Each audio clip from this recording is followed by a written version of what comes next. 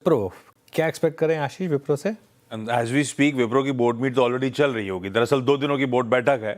कल बाजार बंद होने के बाद आउटकम आना है, जिसमें नतीजों के साथ साथ ध्यान रखें बायबैक पे भी नजर रहेगी। जहां तक नंबर्स की बात है, जब इस सीजन की शुरुआत हो रही थी रिजल्ट सीजन के, तो ब्रोकरेजेस हाईलाइट कर रही थी कि 2 दिग्गज आईटी कंपनीज टीसीएस और विप्रो अपने टियर 1 पीयर्स को आउट परफॉर्म करेंगी। और दोनों के पीछे रीजन था इनऑर्गेनिक इनिशिएटिव्स। टीसीएस का कोस्टल क्लाउड का एक्विजिशन और विप्रो के केस में वो हरमान का इंटीग्रेशन होना था।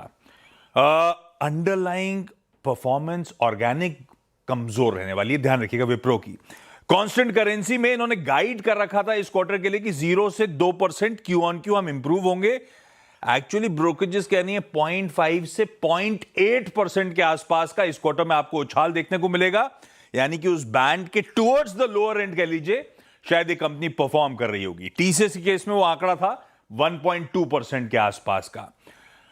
हरमान को हटा दूं तो शायद ऑर्गेनिक ग्रोथ तो निगेटिव में विप्रो इस बार लेकर आएगा। जहां तक डॉलर रेवेन्यू की बात है, 1.2% का जंप रुपए में आए क्योंकि रुपया कमजोर हुआ है। 3.25-3.5% के आसपास का सीक्वेंशियल जंप आएगा।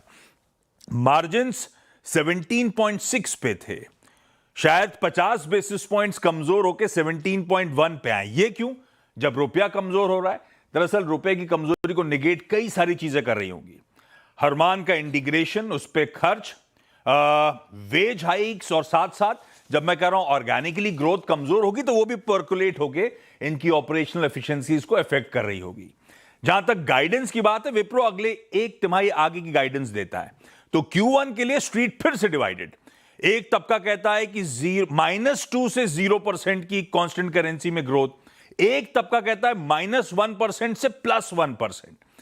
जो भी सही हो, Q1 की ग्रोथ फिर से ठंडी विप्रो की आप एक्सपेक्ट करें। और जहां तक बायबैक की बात है, $2 बिलियन के आसपास का बायबैक, तो कई लोग कह रहे हैं 16,000, कई लोग कह रहे हैं 18,000 करोड़ रुपए के आसपास का बायबैक का क्वांटम शायद कंपनी अनाउंस करे। यह भाव में है। दूसरी बात, पिछली बार जब 2023 में बायबैक आया था तो 18% प्रीमियम में था, और मोटा मोटी सारे बायबैक इसी तरह का प्रीमियम कमांड करते रहे। तो ये प्रीमियम और उस क्वांटम पे हमारी नजर रहेगी। और क्योंकि साल का एंड है, शेयर होल्डर रिटर्न पे फोकस है, डिविडेंड डोल आउट्स, कुछ अनुमान कहते हैं ₹10.5 के आसपास का डिविडेंड डोल आउट अनाउंस हो सकता है। ये सब भाव में है, देखते हैं फाइनल अनाउंसमेंट क्या आता है।